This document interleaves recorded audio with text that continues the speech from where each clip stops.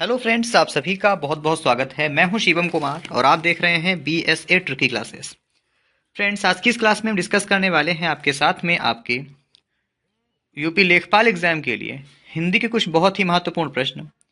तो फ्रेंड्स, आप लोगों से रिक्वेस्ट है कि प्लीज़ आप लोग क्लास को अपनी सपोर्ट करें, क्लास को मिलकर शेयर करें ताकि इसका बेनिफिट और भी लोगों को मिले। तो फ्रेंड्स, आशा करते हैं आज की क्लास को आप लोग सपोर्ट करेंगे, शेयर करेंगे, अपने क्लास में 550 प्लस लाइव स्टूडेंट्स भी लेके आएंगे। तो चलिए दोस्तों, शुरू करते हैं आज की क्लास को और देखते हैं आज का पहला क्वेश्चन। अगर आपको क्लास अच्छी लगे, पसंद आए तो लाइक कीजिएगा, बट इससे पहले अपनी क्लास को आप लोग शेयर कर दें।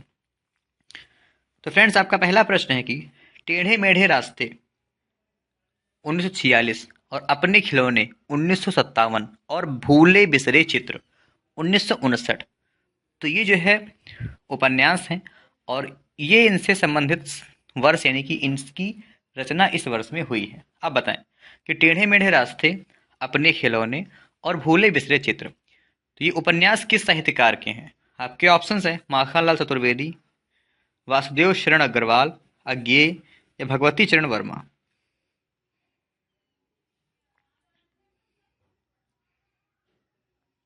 इस क्वेश्चन का राइट आंसर हो जाएगा ऑप्शन डी, भगवती चरण वर्मा। ठीक है, तो ये भगवती चरण वर्मा की रचनाएं हैं। इसके अलावा चित्रलेखा, 3 वर्ष, सामर्थ्य और सीमा, ठीक है ना, और सबही नचावत राम गोसाई, ये जो रचनाएं हैं ये सभी भगवती चरण वर्मा जी से ही संबंधित हैं। तो आप ये याद रखेंगे। ओके, चलिए अब हम देखते हैं फ्रेंड्स अगला प्रश्न। अगला प्रश्न है कि व्यक्ति के हृदय में जो भाव स्वतः डैश होते हैं वे गीत का रूप धारण कर लेते हैं। तो रिक्त स्थान की पूर्ति करें। तो यहाँ पे जो खाली जगह है पे कौन सा वर्ड आएगा? उच्छ्वासित, उच्छ्वासित, उच्छ्वासित या उच्च विसत?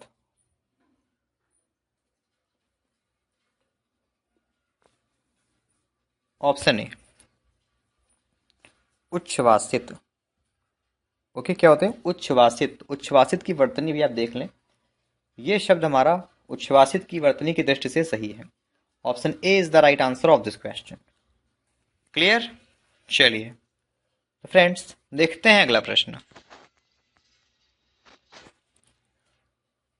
दोस्तों, अगला प्रश्न है रिक्त स्थान की पूर्ति कीजिए। तो लोग आजीवन डैश की तरह जूझते रहते हैं। तो यहाँ पे खाली जगह में क्या आएगा? बीमारी, टट्टू, धुंधलू या उल्लू?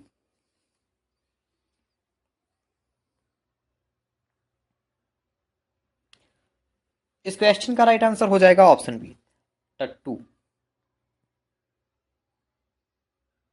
तो लोग आजीवन टट्टू की तरह जूझते रहते हैं। ऑप्शन बी जिनका आंसर आ रहा है बिल्कुल सही उत्तर है उनका। Very good. चलिए तो फ्रेंड्स अब हम देखते हैं इस क्लास का अगला प्रश्न। दोस्तों, अगला प्रश्न, नमक मिर्च लगाना इस मुहावरे के उचित अर्थ का चयन करें। बताएं, नमक मिर्च लगाना इस मुहावरे का अर्थ क्या होता है? ईर्ष्या करना, बढ़ा चढ़ाकर कहना, तीखा खाना या गुस्सा दिलाना। बताएं कि नमक मिर्च लगाना इस मुहावरे का अर्थ क्या होता है?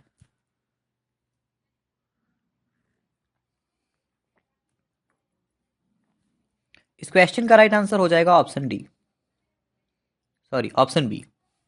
तो नमक मिर्च लगाना अर्थात किसी बात को बढ़ा चढ़ाकर कहने को बोलते हैं नमक मिर्च लगाना। ठीक है, ऑप्शन बी जिनका आंसर आ रहा है फ्रेंड्स बिल्कुल सही उत्तर है उनका। Very good. चलिए तो अब हम देखते हैं इस क्लास का अगला प्रश्न।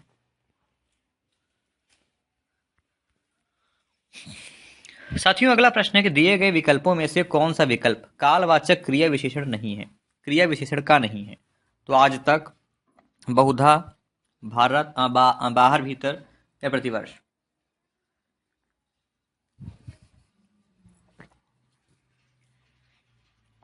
ऑप्शन सी, बाहर भीतर।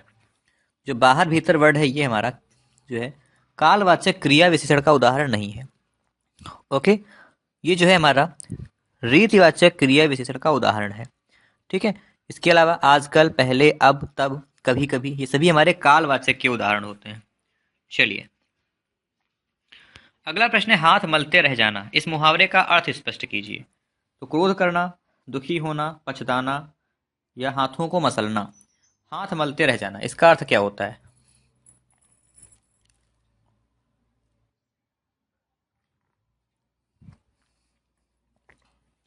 तो हाथ मलते रह जाना अर्थात पछताना। इसके अलावा हाथ धोना, इसका अर्थ होता है खो देना। ठीक है, option C is the right answer. अगला प्रश्न है कि बिरहा हसित तन साले घाय करे चित चूर। तो बिरहा हस्ती तन साले घाय करे चित सूर। ठीक है, अब इनका जिसमें अलंकार है इन पंक्तियों में कौन सा है वो आपको बताना है। ऑप्शन है आपकी विशेषोक्ति, श्लेष, पुनरुक्ति या रूपक। बताएं इनमें अलंकार कौन सा है।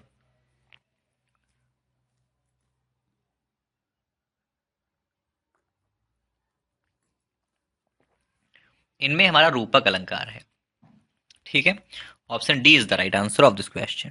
ठीक है, जहां उपमेय में उपमान का अभेद अर्थात भेद रहित आरोप होता है वहां पे हमारा रूपक अलंकार होता है। अगला प्रश्न फ्रेंड्स, गुदड़ी का लाल, इस मुहावरे से क्या आशय है। तो निर्धन परिवार में धन का आना, धोखेबाज मित्र, निर्धन परिवार में गुड़ी का जन्म होना, निर्धन परिवार में बेटे का जन्म होना। तो गुदड़ी का लाल, इसमें इसका अर्थ बताएं क्या होता है। निर्धन परिवार में गुड़ी का जन्म होना, इसी को बोलते हैं गुदड़ी का लाल। ओके, चलिए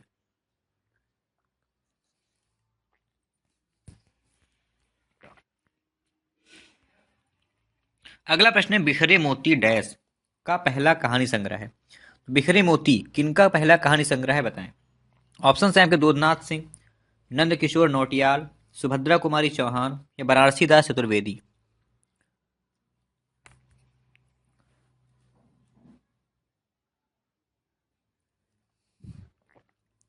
बिखरे मोती ये सुभद्रा कुमारी चौहान जी का पहला कहानी संग्रह है, याद रखेंगे।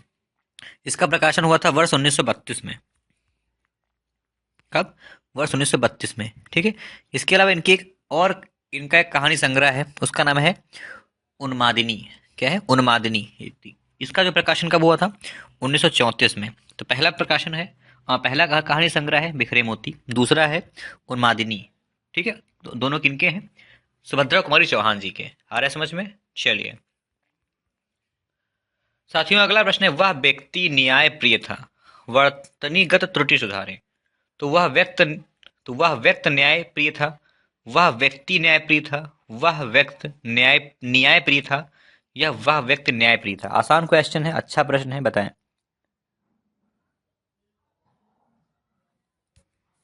ऑप्शन डी, वह व्यक्त न्याय प्रिय था। तो ये हमारा वर्तनी की दृष्टि से और क्रमों की दृष्टि से सही है। ऑप्शन डी जिनका आंसर आया है बिल्कुल सही उत्तर है उनका आपका। चलिए दोस्तों, अगला प्रश्न है, अच्छाइयों को ग्रहण करो और बुराई का त्याग।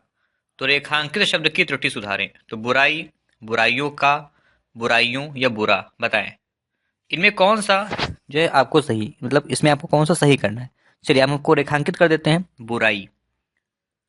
तो यहाँ पे किस प्रकार का शब्द हमारा आएगा कमेंट करें। देखिए, अच्छाइयों को ग्रहण करो और बुराई का त्याग। ठीक है, ये हमारा है, इसका शुद्ध रूप होता है अच्छाइयों को ग्रहण करो और बुराइयों का त्याग। ठीक है, बुराइयों। ओके, ऑप्शन सी जिनका आंसर आया है इस क्वेश्चन के लिए। Very good. चलिए अब हम देखते हैं अगला प्रश्न। अगला प्रश्न है, मलिक मोहम्मद जैसी ने किस भाषा का सरल और साधारण रूप अपनाया था। तो अरबी, फारसी, मागधी, अवधी या ब्रजभाषा। बताएं कि मलिक मोहम्मद जैसी ने किस भाषा का सरल और साधारण रूप अपनाया था।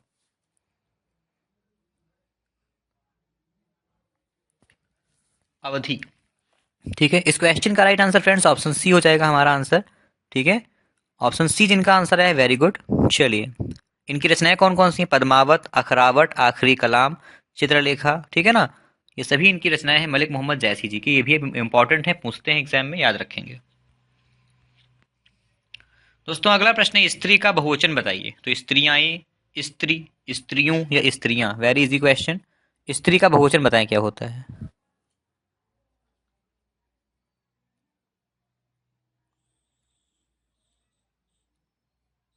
स्त्री का बहुवचन होता है स्त्रियां। ठीक है, इस क्वेश्चन का राइट आंसर ऑप्शन डी हो जाएगा फ्रेंड्स हमारा आंसर। तो स्त्री का बहुवचन क्या होता है? ये स्त्रियां होता है। क्लियर? चलिए अब हम देखते हैं अगला प्रश्न। अगला प्रश्न है फ्रेंड्स, समानाधिकरण और व्यधिकरण किसके भेद हैं? Very good question. ऑप्शन है आपके समुच्चय बोधक, संबंध बोधक, निपात या क्रिया विशेषण। अच्छा प्रश्न है, कमेंट करें कि समानाधिकरण और व्यधिकरण ये किसके भेद हैं?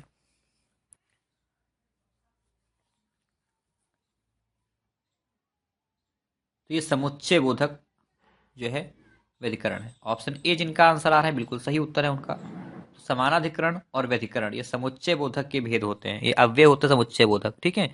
यानी कि अब समुच्चय बोधक अव्यय कौन से होते हैं? देखिए, जहाँ पे दो शब्द या दो वाक्यांश आपस में जुड़ते हैं वो हमारे समुच्चय बोधक होते हैं। बेसिकली और, ठीक है, तथा, अथवा, ठीक है, यही सब वर्ड समुच्चय बोधक अव्यय में यूज होते हैं। क्लियर? चलिए, अगला प्रश्न है, कितने प्रश्न करने हैं? इस वाक्य में विशेषण भेद है। तो कितने प्रश्न करने हैं, ये किस प्रकार का विशेषण है? परिमाणवाचक विशेषण, संख्यावाचक विशेषण, सार्वनामिक विशेषण या गुणवाचक विशेषण? बताएं।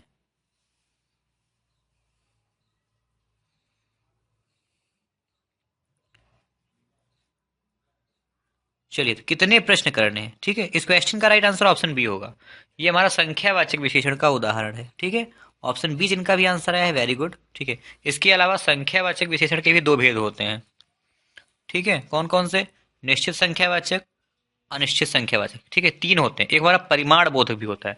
जो परिमाण बोधक होता है ये भी हमारा, ये भी हमारा संख्यावाचक विशेषण के ही अंतर्गत आता है।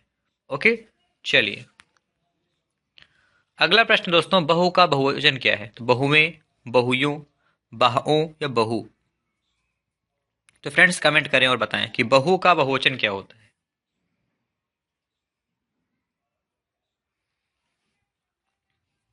तो बहु का बहुवचन बहुएं होता है, ठीक है। इस क्वेश्चन का राइट आंसर ऑप्शन ए हो जाएगा हमारा आंसर। तो बहु का बहुवचन होता है बहुएं। ओके, ऑप्शन ए जिनका आंसर आ रहा है बिल्कुल सही उत्तर है उनका, वेरी गुड। चलिए, अब हम देखते हैं फ्रेंड्स इस क्लास का अगला प्रश्न। फ्रेंड्स अगला प्रश्न है, आदि का विलोम शब्द क्या है? तो अनादि, आदि, अंत या आदि? बताएं कि आदि का विलोम क्या है।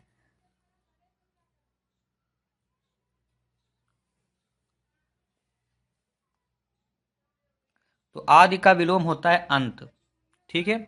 इस क्वेश्चन का right answer friends option C हो जाएगा हमारा आंसर। तो आदि का विलोम हमारा अंत होता है, ये आप याद रखेंगे, ठीक है।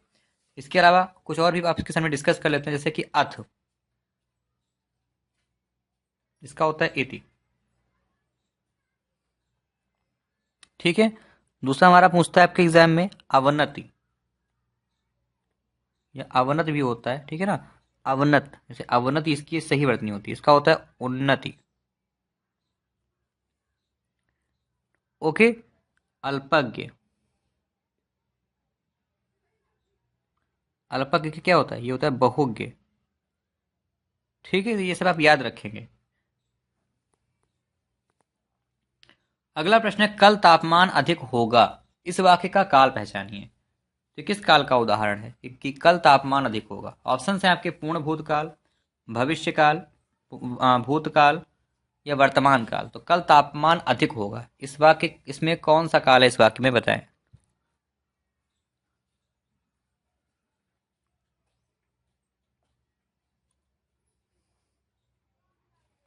ऑप्शन बी भविष्य काल। तो कल तापमान अधिक होगा, इस वाक्य में ये जो काल है ये भविष्य काल का ये उदाहरण है।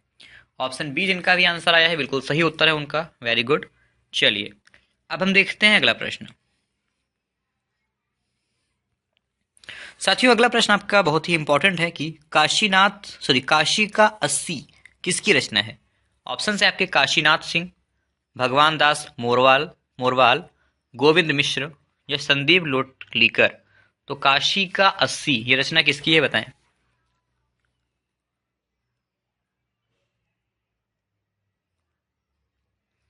देखिए, काशी का 80 ये रचना काशीनाथ सिंह जी की है, ठीक है। ऑप्शन ए जिनका आंसर है बिल्कुल सही उत्तर है। इसके अलावा महुआ आप लोगों ने सुना होगा, ठीक है ना, महुआ चरित और रेहन पर रघु और मोर्चा, ये तीन रचनाएं बहुत ही इंपॉर्टेंट है काशीनाथ सिंह जी की, बहुत बार एग्जाम में पूछी गई है, याद रखेंगे। चलिए, दोस्तों अगला प्रश्न है आपका, पुल्लिंग शब्द का चयन कीजिए। तो मूर्खा, विदुषी, याचिका या कर्ता, इनमें से कौन सा हमारा पुल्लिंग शब्द है, बताएं। तो कर्ता, ठीक है। तो कर्ता हमारा पुल्लिंग शब्द का उदाहरण है। ऑप्शन सी जिनका आंसर आ रहा है बिल्कुल सही उत्तर है उनका। तो कर्ता हमारा पुल्लिंग शब्द का उदाहरण होता है। ओके, चलिए बाकी हमारे स्त्रीलिंग शब्द के सभी उदाहरण हैं। फ्रेंड्स अगला प्रश्न है कि बहुवचन का कौन सा रूप अनुचित है। तो रीतियां, विधियां, नीतियां या रीतियां, इनमें से बहुवचन का कौन सा रूप हमारा अनुचित है, बताएं।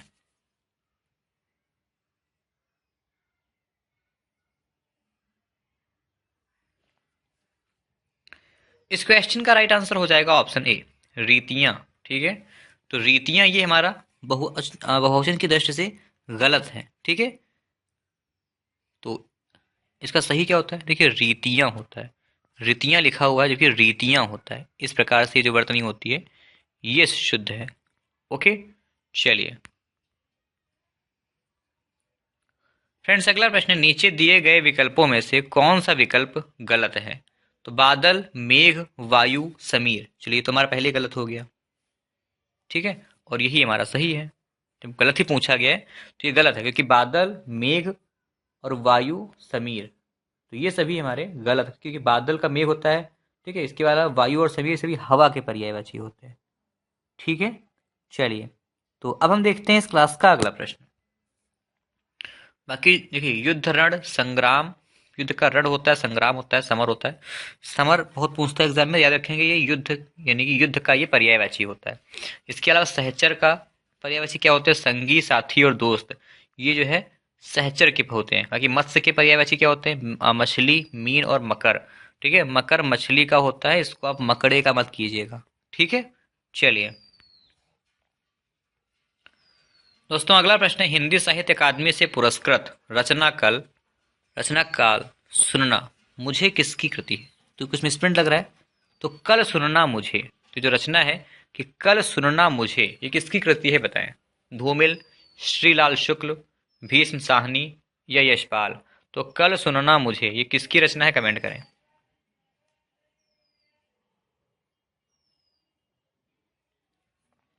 तो कल सुनना मुझे ये धूमिल की रचना है। ठीक है, इस क्वेश्चन का right answer friends option A हो जाएगा हमारा आंसर।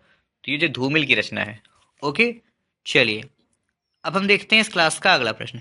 इसके अलावा एक क्वेश्चन आता है, ठीक है, कि धूमिल की वो कौन सी रचना है जिसको उनके मरने के बाद यानी कि मरणोपरांत साहित्य अकादमी पुरस्कार से सम्मानित किया गया था। तो ये यही रचना है इनकी, कल सुनना मुझे।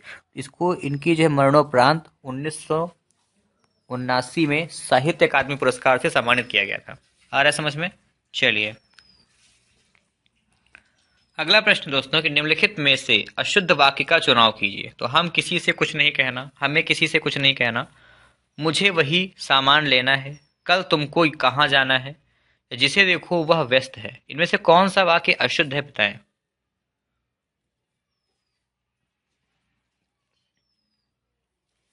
देखिए बहुत ही अच्छा क्वेश्चन है, आप ध्यान से पढ़ेंगे इसको। तो इस क्वेश्चन का राइट आंसर ऑप्शन सी हो जाएगा, कल तुमको कहाँ जाना है। वाक्य सही है, पूर्ण विराम नहीं, यहाँ पे क्वेश्चन मार्क होना चाहिए, प्रश्नवाचक। तो ये बस हल्की सी इसमें गलती थी, और ये हमारा ऑप्शन सी सही हो जाएगा। ठीक है, चलिए तो अब हम देखते हैं फ्रेंड्स इस क्लास का अगला प्रश्न। अगला प्रश्न है, पुजारी शब्द का स्त्रीलिंग रूप दिए गए विकल्पों में से कौन सा है। तो पुजारिन, पुजाराइन, युजारिन या पुजारीन, बताएं। इनमें से कौन सा पुजारिन का हमारा स्त्रीलिंग होता है, कमेंट करें।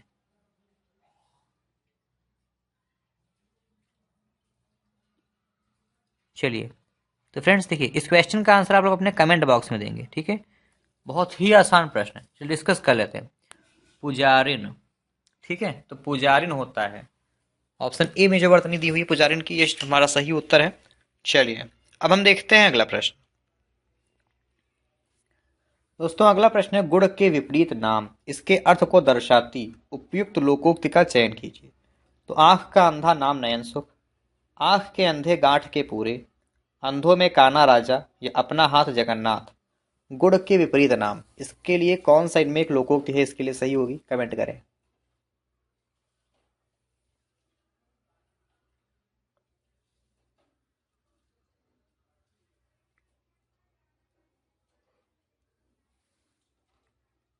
आंख का अंधा नाम नयन सुख। ठीक है, आंख का अंधा नाम नयन सुख, इसी का अर्थ होता है गुड़ के विपरीत नाम। ऑप्शन ए जिनका भी आंसर आया है बिल्कुल सही उत्तर है उनका, वेरी गुड। तो आंख का अंधा नाम नयन सुख, अर्थात गुड़ के विपरीत नाम। ओके, चलिए साथियों, अगला प्रश्न है कि नृप। तो नृप जो है नीचे दिए गए विकल्पों में से किस शब्द का समानार्थी शब्द है? तो नृप का समानार्थी क्या होता है बताएं। ऑप्शन है आपके भूदेव महादेव, नलिन राजीव, भूप महीप, या Trilochan Rudra. Very easy question, बताएं।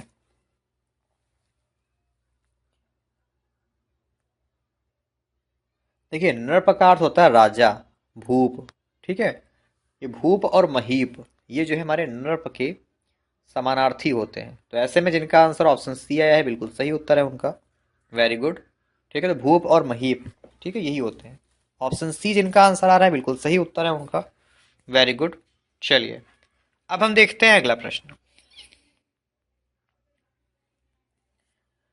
अगला प्रश्न है फ्रेंड्स, बूंद बूंद से घट भरे डैश। तो सही विकल्प का चयन करके लोकोक्ति पूरी कीजिए। तो बूंद बूंद से घट भरे, इसके आगे कौन से हमारे वर्ड आएंगे? टपकत रीता हाय, घट भर सो टपकत जाए, घट भरे सो खाली होए, या घट रिया होए रिता होए। इनमें से कौन सी पंक्तियां इसके आगे आएंगी बताएं। तो बूंद बूंद से घट भरे, टपकत रीता है। ठीक है, इस क्वेश्चन का राइट आंसर फ्रेंड्स हो जाएगा हमारा ऑप्शन नंबर ए। ठीक है, ये टप तक रीतो होता है, रीता नहीं रीतो होता है। ओके, चलिए अब हम देखते हैं अगला प्रश्न। फ्रेंड्स अगला प्रश्न है, उत्साह वास्तव में डैश और डैश की मिली जुली अनुभूति है। दिए गए विकल्पों में से रिक्त स्थानों के लिए सही का चयन करके प्रस्तुत वाक्य पूर्ण कीजिए। तो उत्साह जो है वास्तव में किसकी और किसकी मिली जुली अनुभूति है?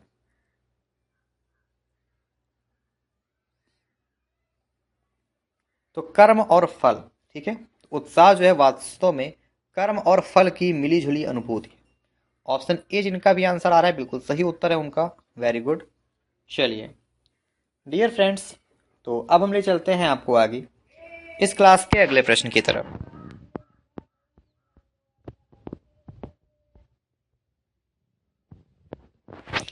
फ्रेंड्स अगला प्रश्न है कि निम्नलिखित में से विभक्त संबंध त्रुटि वाला वाक्य पहचानिए। तो रामा घर को जाती है, राधा बाजार जाती है, राधिका पुस्तक पढ़ रही है, या राम घर जाता है। इनमें से कौन सा विभक्त संबंधित एक गलत वाक्य है, कमेंट करें।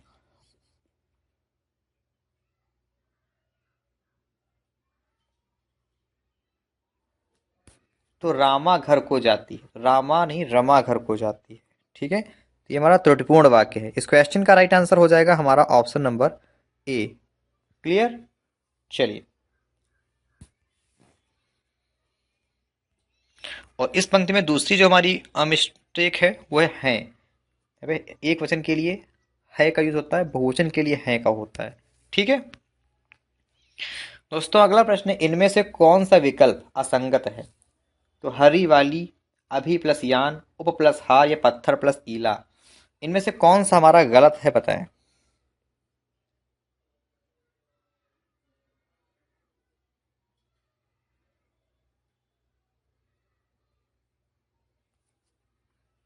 चलिए देखिए, इस क्वेश्चन का राइट आंसर फ्रेंड्स हो जाएगा हमारा option number A. Hari plus वाली नहीं, हरी प्लस याली होना चाहिए, यानी कि हरियाली। ठीक है, बाकी अभियान का अभि प्लस यान, उपहार का उप प्लस हार, और पथरीला का पत्थर प्लस ईला होता है। ठीक है, तो इस क्वेश्चन का right answer friends option E हो जाएगा हमारा आंसर, हरी प्लस वाली। अगला प्रश्न है कि प्रत्येक डैश सिखाता है कि आपस में डैश से रहो।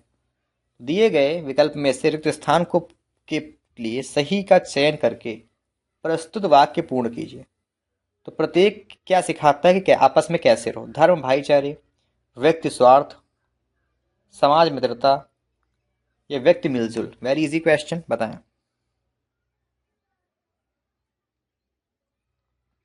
तो प्रत्येक धर्म सिखाता है कि आपस में भाईचारे के साथ रहो। ठीक है, ऐसे में फ्रेंड्स इनका आंसर ऑप्शन ए आया है इस क्वेश्चन के लिए, बिल्कुल सही उत्तर है उनका, वेरी गुड। चलिए तो अब हम देखते हैं अगला प्रश्न। साथियों, अगला प्रश्न है आपका कि मुंशी प्रेमचंद किस पत्रिका के संपादक रहे हैं? तो हंस, सरस्वती, सुधा वर्षा या प्रताप। इनमें से बताएं कि मुंशी प्रेमचंद किस पत्रिका के संपादक रहे हैं, कमेंट करें।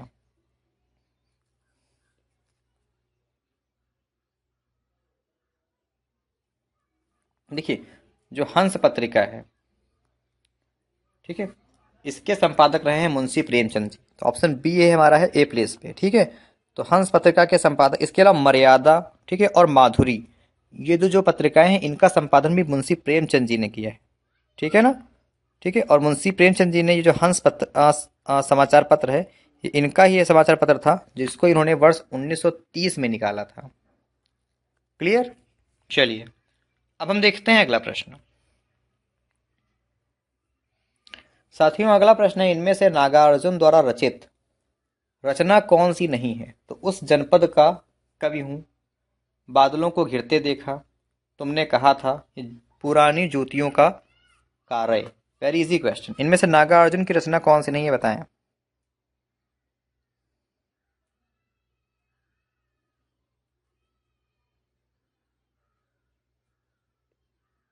बहुत अच्छा क्वेश्चन है। देखिए, ऑप्शन ए, उस जनपद का कवि हूँ। तो उस जनपद का कवि हूँ, ये जो है नागार्जुन की रचना नहीं है, ठीक है। ये जो है त्रिलोचन शास्त्री, इनकी रचना है, ठीक है। उस जनपद का कवि हूँ, ये त्रिलोचन शास्त्री की रचना है। इसके अलावा बादल को घिरते देखा नागार्जुन, और तुमने कहा था, उसने कहा था चंद्रधर शर्मा गुलेरी की रचना है, और तुमने कहा था ये नागार्जुन की रचना। ये चीज़ इंपॉर्टेंट है, याद रखेंगे। और पुरानी ज्योतियों का कार्य, ये भी रचना नागार्जुन की है। आ रहा है समझ में? अगर आ रहा हो तो क्लास को अच्छा लग रहा हो अगर आप लोगों को, तो क्लास को लाइक सब लोग जरूर करें और क्लास को शेयर भी करते रहें। अगला प्रश्न है, निम्नलिखित विकल्पों में से संदेह अलंकार का उदाहरण कौन सा विकल्प है? तो मानो घर घर ना हो, कोई चिड़िया घर हो, एक रम्य उपवन था, नंदन वन सा सुंदर, वह काया है या शेष उसकी छाया, या रति सम रमणीय मूर्ति राधा की। बहुत ही आसान प्रश्न है। इनमें कौन सा संदेह अलंकार का उदाहरण है, कमेंट करें।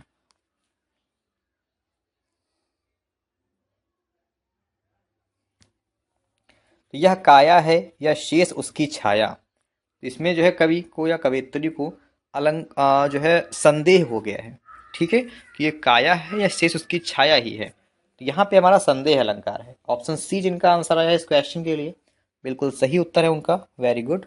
चलिए, अब हम देखते हैं अगला प्रश्न। फ्रेंड्स, अगला प्रश्न है कि अतः यह संदेह अलंकार है, चलिए, किस विधा की रचना है? क्योंकि उसमें कुछ मिसप्रिंट लग रहा है। तो फ्रेंड्स देखिए, यहाँ पे पूछा गया है, मैं आपको एक जो है रचना का नाम देता हूँ, ठीक है, इसको ऊपर कर देते हैं, ठीक है। अब बताओ, अब आपको एक हम रचना दे रहे हैं अपनी तरफ से, चलिए, आधे अधूरे। तो आधे अधूरे, बताइए कि किस विधा की रचना है? नाटक, एकांकी, कहानी या उपन्यास, कमेंट करें।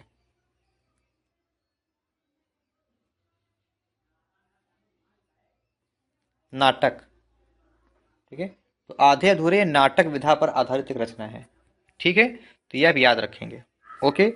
चलिए, अब हम देखते हैं अगला प्रश्न।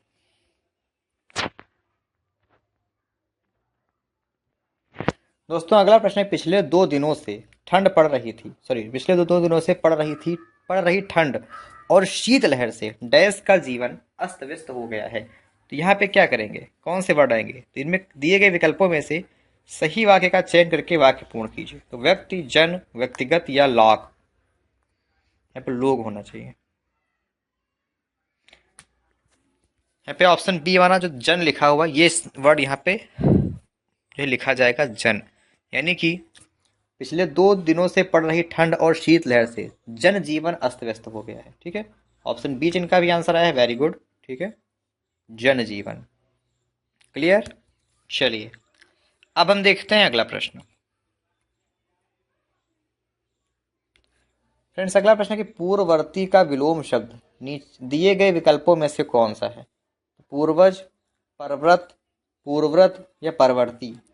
तो पूर्ववर्ती का विलोम क्या होता है, बताएं।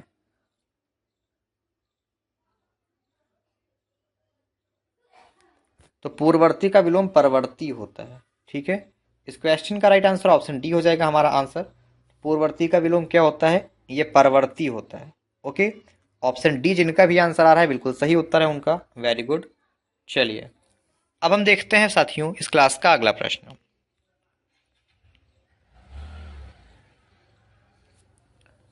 फ्रेंड्स, आपका अगला प्रश्न है कि माँ ने पिताजी से सामान मंगवाया, तो यहाँ क्रिया का कौन सा रूप है? तो अकर्मक क्रिया, आज्ञार्थक क्रिया, द्विकर्मक क्रिया या प्रेरणार्थक क्रिया। तो माँ ने पिताजी से सामान मंगवाया, तो यहाँ क्रिया का कौन सा रूप है बताएं।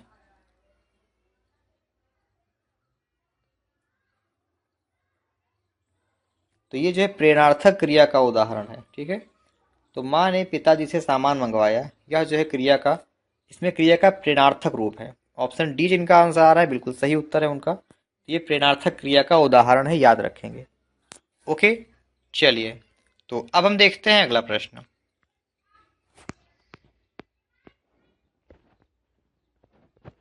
फ्रेंड्स, अगला प्रश्न है कि जिसका दमन न किया जा सके वह डैश कहलाता है।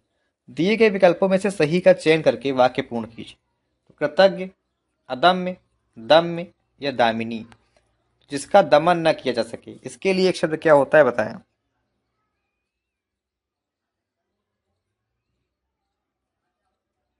जिसका दमन न किया जा सके उसको अदम्य बोलते हैं। ओके, सो फ्रेंड्स, ऐसे में जिनका आंसर ऑप्शन बी आया है बिल्कुल सही उत्तर है उनका। इसको क्या बोलते हैं? अदम्य। क्लियर? चलिए फ्रेंड्स, अगला प्रश्न है वह जिसका शोषण किया जाए उसके लिए उचित शब्द का चयन कीजिए। तो वह जिसका शोषण किया जाए, इसके लिए एक शब्द क्या होता है? शोषित, अंत्यज, अनाक्रांत या शोषक, बताएं।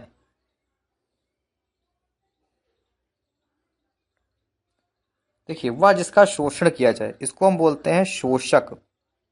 ठीक है, सॉरी, शोषण किया जाए वो शोषित होता है। ध्यान से पढ़िए कि वह जिसका शोषण किया जाए उसको शोषित बोलते हैं, और जिसका शोषण हुआ हो उसको शोषक बोलते हैं। क्लियर? जो निम्न जाति में उत्पन्न हुआ उसको अंत्यज बोलते हैं। चलिए, और जिस पर आक्रमण हुआ उसको अनाक्रांत बोलते हैं। आक्रांत बोलते हैं उसको। ठीक है, अनाक्रांत नहीं। अगला प्रश्न, जिसकी तुलना न की जाए वाक्य हेतु उपयुक्त शब्द है। तो अनुपम, अतुलनीय, अद्वितीय या अवंदनीय। जिसकी तुलना न की जाए, इसके लिए एक शब्द क्या होता है बताएं।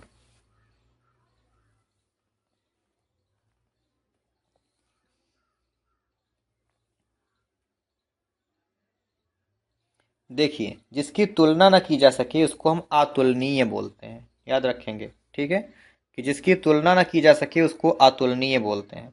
ठीक है, जिसकी उपमा ना हो उसको अनुपम बोलते हैं। ठीक है, ऑप्शन सी जिनका आंसर आया बिल्कुल सही उत्तर है उनका। Very good. चलिए, अब हम देखते हैं इस क्लास का अगला प्रश्न।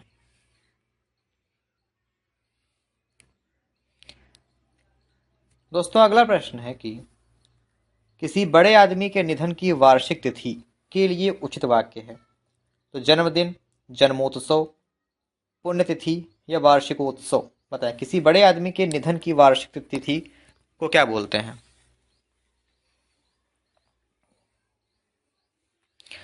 तो इसको बोलते हैं पुण्यतिथि। क्या बोलते हैं? पुण्यतिथि। इसके अलावा जन्म के दिन को जन्मदिन बोलते हैं। ठीक है ना, जन्म के उत्सव को जन्मोत्सव बोलते हैं, और जो वार्षिक यानी कि वर्ष में यानी कि जो वर्ष का उत्सव होता है उसको वार्षिकोत्सव बोलते हैं। आ गया समझ में? चलिए, तो अब हम देखते हैं फ्रेंड्स अगला प्रश्न। साथियों, अगला प्रश्न है जिसके चार पद हैं के लिए उपयुक्त शब्द है। तो चतुर्भुज, चतुष्पद, चौराहा या चतुष्कोण। जिसके चार पद हैं इसके लिए एक शब्द क्या होगा बताएं।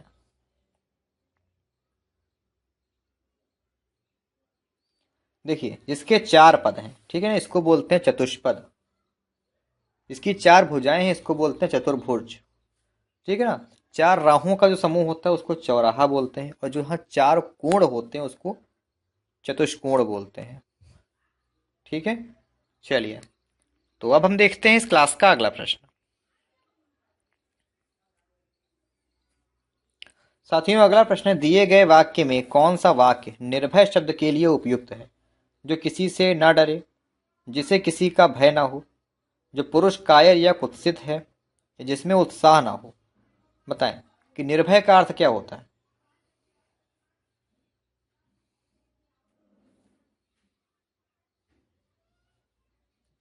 तो फ्रेंड्स देखिए, आसान क्वेश्चन है। जिसे किसी का भय ना हो, ठीक है, जिसे किसी का भय ना हो, इसको बोलते हैं निर्भय। इस क्वेश्चन का right answer friends option B हो जाएगा हमारा आंसर। जिसे किसी का भय ना हो उसको निर्भय बोलते हैं। ओके, चलिए, तो अब हम देखते हैं फ्रेंड्स इस क्लास का अगला प्रश्न।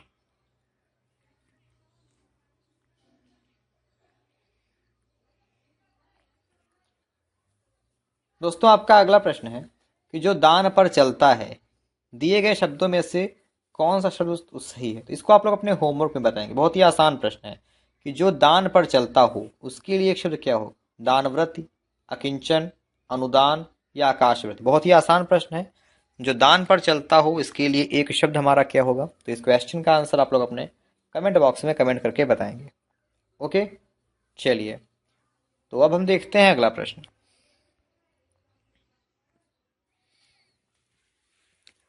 अगला प्रश्न दोस्तों, जिसको भूमि के अंदर की जानकारी हो के लिए सही शब्द का चयन कीजिए। बताएं। तो भूगर्भवेत्ता, पुरादविद, पुराविद, पार्थिव या भूधर। जिसको भूमि के अंदर की जानकारी होती है इसके लिए एक शब्द क्या होता है। बताएं।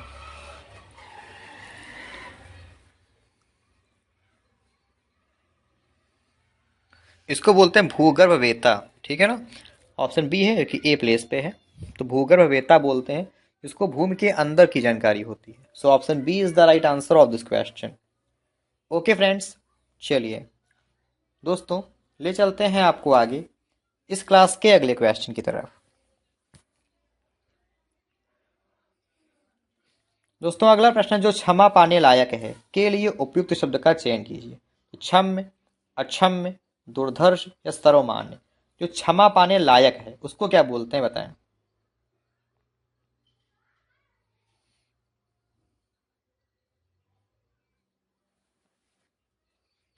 देखिए, जो क्षमा पाने लायक है या जो क्षमा योग्य है इसको बोलते हैं अक्षम्य।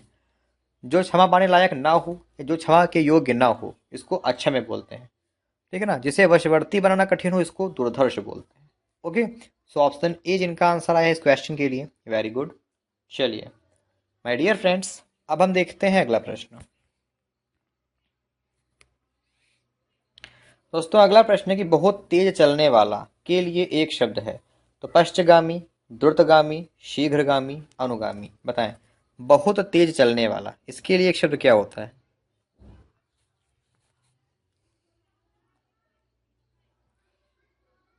देखिए, बहुत तेज चलने वाला इसको बोलते हैं द्रुतगामी। ठीक है, तो बहुत तेज चलने वाला के लिए एक शब्द हमारा होता है द्रुतगामी। ठीक है, ऑप्शन बी जिनका आंसर आया है, वेरी गुड। चलिए, अब हम देखते हैं अगला प्रश्न।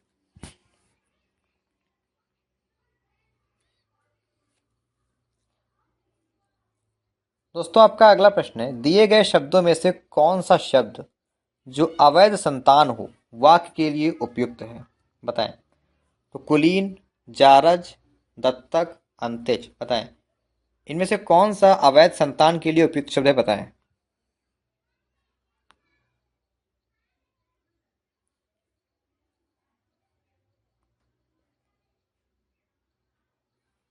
इसको जारज बोलते हैं। ठीक है, जो अवैध संतान होती है उसको जारज बोलते हैं। ठीक है, गोद लिए हुए पुत्र को दत्तक बोलते हैं। ठीक है ना, जो निम्न वर्ण में उत्पन्न हो उसको अंत्यज बोलते हैं। ठीक है, चलिए, अब हम देखते हैं फ्रेंड्स इस क्लास का अगला प्रश्न। आप लोग प्लीज अपनी क्लास को शेयर करते रहें। अगला प्रश्न, किसी कार्य के लिए दी जाने वाली आर्थिक सहायता वाक्य हेतु उपयुक्त शब्द है। किसी कार्य के लिए दी जाने वाली आर्थिक सहायता, इसको क्या बोलते हैं। अनुदान, तकावी, दक्षिणा या ऋण।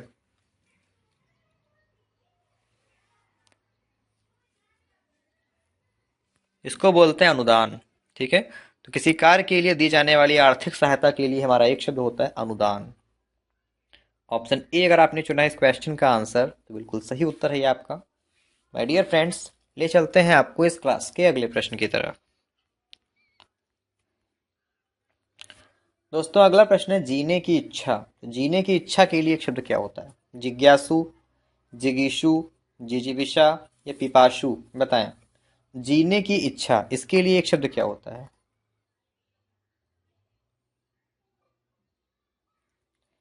जीने की इच्छा को बोलते हैं जिजीविषा। जानने की इच्छा को बोलते हैं जिज्ञासा या जिज्ञासु बोलते हैं। जिज्ञासु, जानने की इच्छा रखने वाले को, ठीक है। पीने की इच्छा रखने वाले को पिपासु। Clear? So option B is the right answer. C place पे ये है, ठीक है। चलिए अब हम देखते हैं फ्रेंड्स इस क्लास का अगला प्रश्न।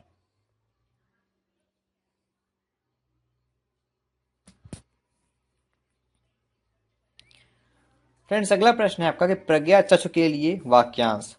तो इसको आप लोग अपने कमेंट बॉक्स में बताएंगे अपने होमवर्क में कि प्रज्ञा चक्षु, तो प्रज्ञा चक्षु का अर्थ क्या होता है? आपके ऑप्शंस हैं कि चक्षु ही जिसकी प्रज्ञा हो, बुद्धि जिसका नेत्र हो, प्रज्ञा और चक्षु जिसके समान हो, या बुद्धि और ज्ञान होने वाली प्रज्ञा। इसको आप लोग अपने होमवर्क में बताएंगे कि प्रज्ञा चक्षु का अर्थ हमारा क्या होता है। चलिए दोस्तों अगला प्रश्न है खाने की इच्छा। बताएं खाने की इच्छा के लिए शब्द क्या होता है? विभूछा, विभुछा, भुभुछा या भूभूछा? बताएं खाने की इच्छा को क्या बोलते हैं?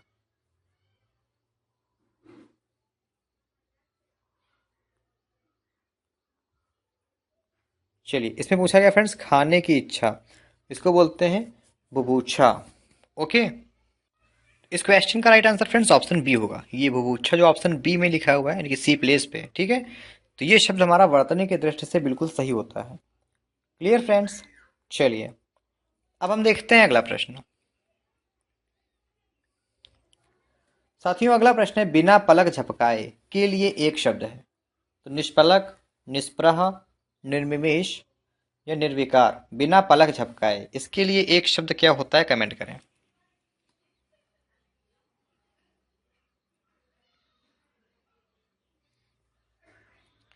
इस क्वेश्चन का राइट आंसर ऑप्शन सी हो जाएगा हमारा आंसर, निर्निमेष, ठीक है। तो बिना पलक झपकाए को निर्निमेष बोलते हैं।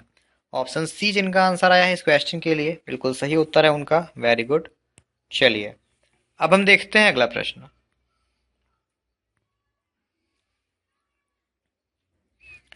अगला प्रश्न है दिए गए विकल्पों में से सप्ताह में होने वाला के लिए एक शब्द है। तो सप्ताह में एक बार होने वाला, इसके लिए एक शब्द क्या होता है? वार्षिक, साप्ताहिक, मासिक या ये सभी? बताएं।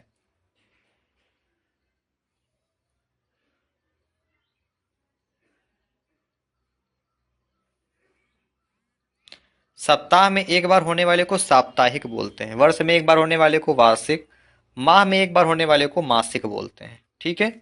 इस क्वेश्चन का राइट आंसर फ्रेंड्स हो जाएगा ऑप्शन बी, साप्ताहिक। Clear friends? चलिए अब हम देखते हैं फ्रेंड्स इस क्लास का अगला प्रश्न। दोस्तों अगला प्रश्न है कि दूर से फ्रेंड्स अगला प्रश्न है कि दूर से फेंक कर चलाया जाने वाला हथियार कहलाता है। शस्त्र, आयुध, तलवार, अस्त्र। दूर से फेंक कर चलाया जाने वाला हथियार, इसको क्या बोलते हैं?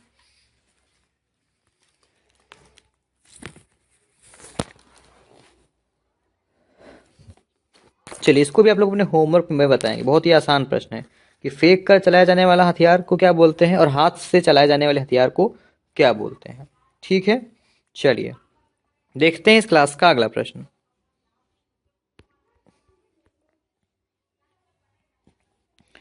फ्रेंड्स अगला प्रश्न है गोद लिया हुआ पुत्र के लिए उपयुक्त शब्द क्या होगा? बताएं। तो दत्त, दत्तक, दत्तचित या दंपति? तो गोद लिया हुआ पुत्र, इसके लिए एक शब्द क्या होता है? बताएं।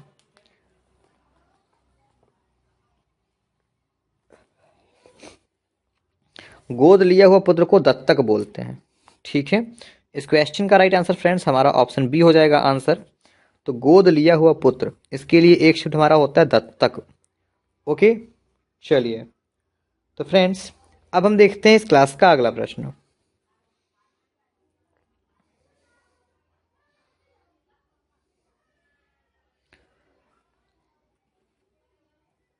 फ्रेंड्स अगला प्रश्न है कि जो इंद्रियों की पहुंच से बाहर हो वाक्यांश के लिए एक शब्द बताइए। तो इंद्रियाजित, इंद्रिया निग्रह, इंद्रियातीत या इंद्रधनुष। बताएं कि जो इंद्रियों की पहुंच से बाहर हो, इसके लिए एक शब्द क्या होता है।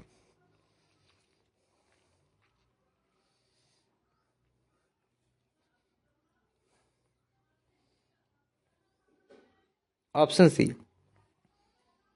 इंद्रियातीत। ठीक है, जो इंद्रियों की पहुंच से बाहर, उसको इंद्रियातीत बोलते हैं। Okay, so friends, option C जिनका आंसर आ रहा है इस क्वेश्चन के लिए, बिल्कुल सही उत्तर है उनका। Very good. चलिए, तो अब हम देखते हैं इस क्लास का अगला प्रश्न।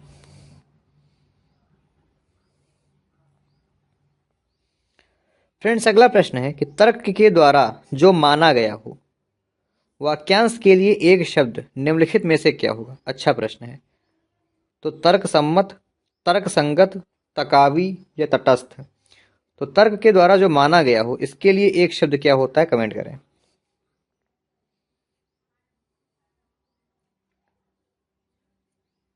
देखिए, जो तर्क के द्वारा माना गया हो उसको तर्क सम्मत बोलते हैं। ठीक है, इस क्वेश्चन का right answer friends option A हो जाएगा हमारा आंसर। जो तर्क के द्वारा माना गया उसको तर्क सम्मत बोलते हैं। क्लियर।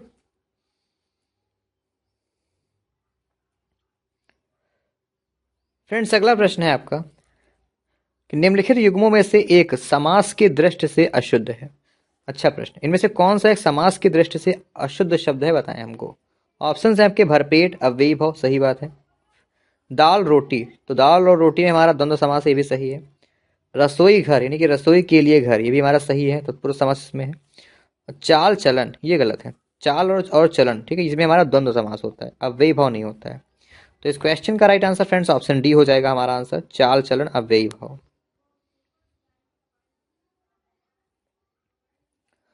अगला प्रश्न है, पतझड़ में कौन सा समास है। तो कर्मधारय, बहुव्रीहि, अव्ययी भाव, द्विगु। इसको आप लोग अपने होमवर्क में बताएंगे।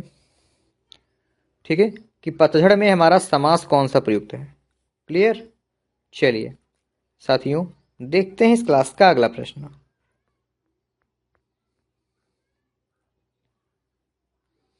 अगला क्वेश्चन काफी अच्छा, देखते हैं कौन बता पाता है इसको। प्रश्न है, रातों रात में समास है। तो अव्ययी भाव, द्वंद्व, तत्पुरुष, कर्मधारय। बताएं कि रातों रात में समास कौन सा है।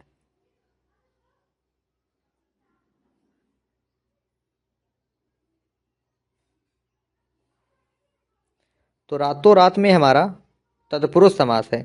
रातों रात, हाथों हाथ, ठीक है, इन सब में हमारा तत्पुरुष समास ही होता है।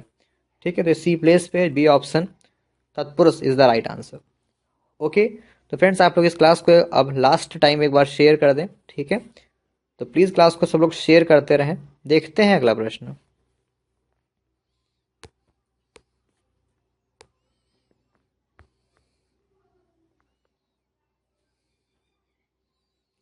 अगला प्रश्न है, कूप मंडूक में किस समास की योजना है। तो बहुव्रीहि, द्वंद्व, तत्पुरुष या अव्ययी भाव। तो कूप मंडूक, इसमें इसमें कौन सा समास है, बताएं।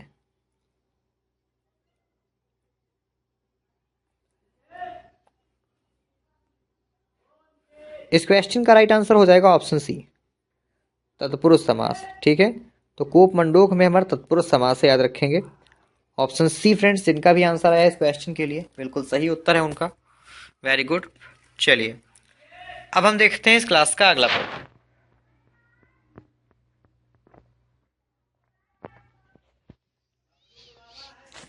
अगला प्रश्न दोस्तों, मुंहतोड़ शब्द में समास है।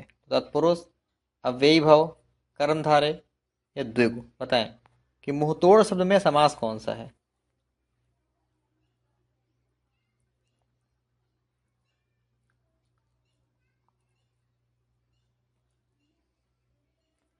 तो मुंहतोड़ शब्द में हमारा तत्पुरुष समास है। ठीक है, इस क्वेश्चन का राइट आंसर ऑप्शन ई होगा फ्रेंड्स हमारा आंसर। तो मुंहतोड़ शब्द में हमारा तत्पुरुष समास है, इस क्वेश्चन का आंसर ऑप्शन ई होगा, याद रखेंगे। ओके, चलिए अब हम देखते हैं अगला प्रश्न।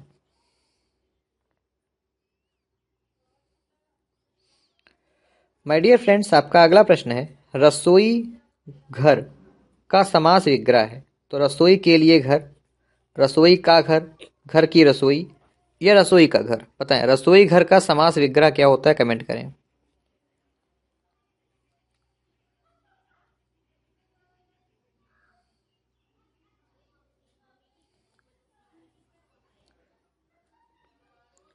तो रसोई घर, ठीक है ना। तो रसोई घर अर्थात रसोई के लिए घर। इस क्वेश्चन का राइट आंसर फ्रेंड्स हमारा ऑप्शन ई हो जाएगा आंसर। तो रसोई घर का समास विग्रह होता है रसोई के लिए घर। Clear friends. चलिए अब हम देखते हैं इस क्लास का अगला प्रश्न।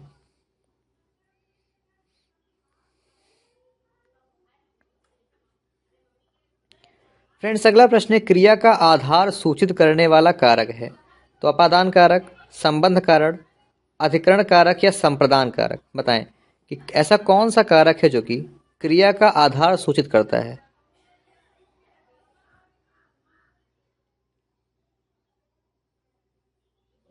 संप्रदान कारक, ठीक है। चलिए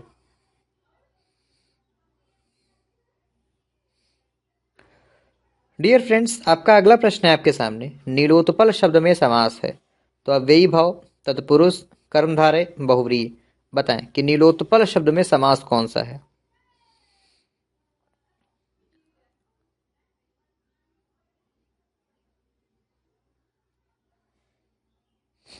चलिए तो फ्रेंड्स नीलोत्पल शब्द में हमारा कर्मधारय समास है। ऐसे में फ्रेंड्स इनका आंसर ऑप्शन सी आया है, बिल्कुल सही उत्तर है उनका। तो नीलोत्पल, तो नीलोत्पल शब्द में हमारा कर्मधारय समास है, याद रखेंगे। Okay friends. चलिए तो ले चलते हैं आपको आगे इस क्लास के अगले प्रश्न की तरफ।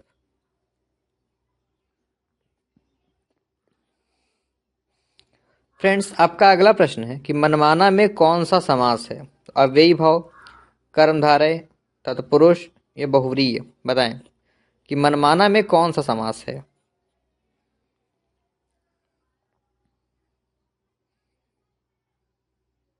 चलिए आपका होमवर्क है, ठीक है। तो फ्रेंड्स मनमाना शब्द में हमारा समास कौन सा प्रयुक्त है, इसका आंसर आप लोग अपने कमेंट बॉक्स में बताएंगे। चलिए अब हम देखते हैं अगला प्रश्न। फ्रेंड्स अगला प्रश्न है, कमल नयन में कौन सा समास है। तो तत्पुरुष समास, द्विगु समास, बहुव्रीहि समास या द्वंद्व समास। बताएं कि कमल नयन इसमें समास कौन सा है।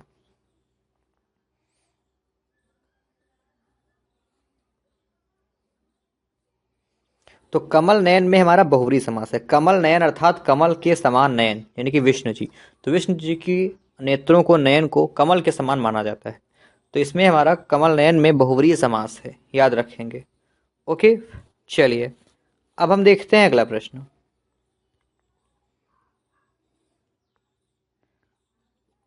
फ्रेंड्स अगला प्रश्न है आपका, लाभ हानि में कौन सा समास है। ऑप्शन है आपके द्विगु समास, तत्पुरुष समास, बहुव्रीहि समास या इनमें से कोई नहीं। तो लाभ हानि में समास कौन सा है।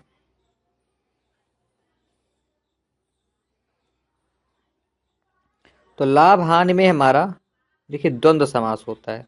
तो इस क्वेश्चन का राइट आंसर ऑप्शन डी हो जाएगा हमारा आंसर, इनमें से कोई नहीं। तो लाभ हानि में हमारा द्वंद्व समास होता है, ये आप याद रखेंगे। ओके। चलिए तो अब हम देखते हैं फ्रेंड्स इस क्लास का अगला प्रश्न।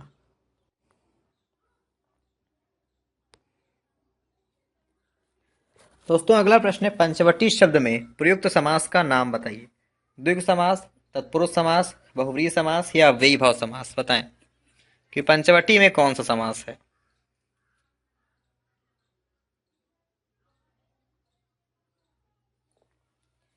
तो पंचवटी, ठीक है, पंचवटी में हमारा द्विगु समास है। ठीक है, option A is the right answer of this question. द्विगु समास इसमें प्रयुक्त हुआ है। Clear dear friends. फटाफट से देखते हैं अगला प्रश्न। फ्रेंड्स अगला प्रश्न है आपका, तिरंगा शब्द में समास है। तो द्वंद्व समास, अव्ययी भाव समास, द्विगु समास या कर्मधारय समास। बताएं कि तिरंगा शब्द में समास कौन सा है।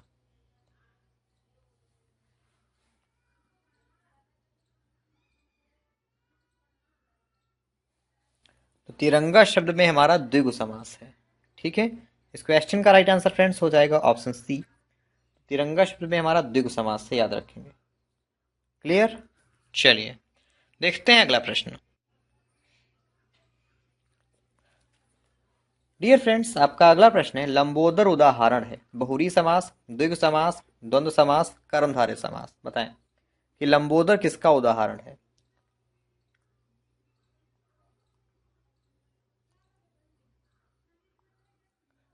तो लंबोदर हमारा कर्म था, सॉरी बहुव्रीहि समास का उदाहरण है। लंबा है उदर जिसका, अर्थात श्री गणेश जी। ओके, चलिए दोस्तों, अगला प्रश्न है कि द्विगु समास का उदाहरण है। तो राज रानी, पीताम्बर, त्रिभुवन या भूदेव, इनमें से फ्रेंड्स बताएं, कमेंट करें कि द्विगु समास का उदाहरण कौन सा है।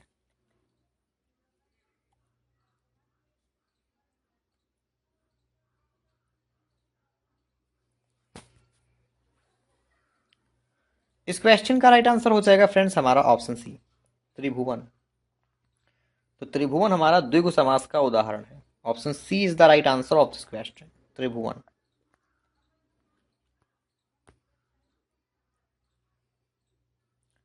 अगला प्रश्न दोस्तों, अनायास में कौन सा समास है। तो नन, चलिए ऊपर वाला मिसप्रिंट है, द्वंद्व, द्विगु या वैभव। अनायास में समास कौन सा है बताएं।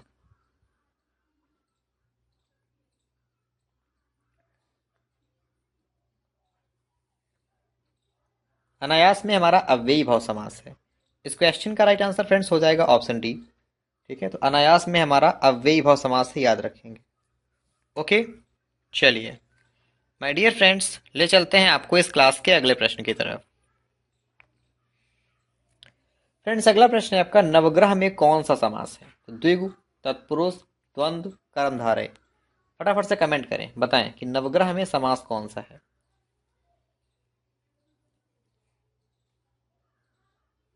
तो नवग्रह में हमारा द्विगु समास है। ओके, इस क्वेश्चन का right answer friends option A हो जाएगा हमारा आंसर, द्विगु समास। फ्रेंड्स, अगला प्रश्न है, विद्यार्थी में कौन सा समास है। तो आपका लास्ट क्वेश्चन है, आपका होमवर्क में इसको बताइएगा आप लोग। तो फ्रेंड्स, तत्पुरुष, कर्मधारय, बहुव्रीहि और द्विगु, इनमें से बताएंगे आप लोग कि विद्यार्थी में समास कौन सा प्रयुक्त है। ओके, चलिए तो फ्रेंड्स, आज की हमारी इस क्लास में इतना ही। आशा करेंगे क्लास आपको काफ़ी अच्छी लगी होगी। जिन भी लोगों ने फ्रेंड्स क्लास को सभी लोगों ने लाइक और शेयर नहीं किया, जिन भी लोगों ने, तो क्लास को लाइक और शेयर कर दे सब लोग। तो मैं आपका फ्रेंड शिवम कुमार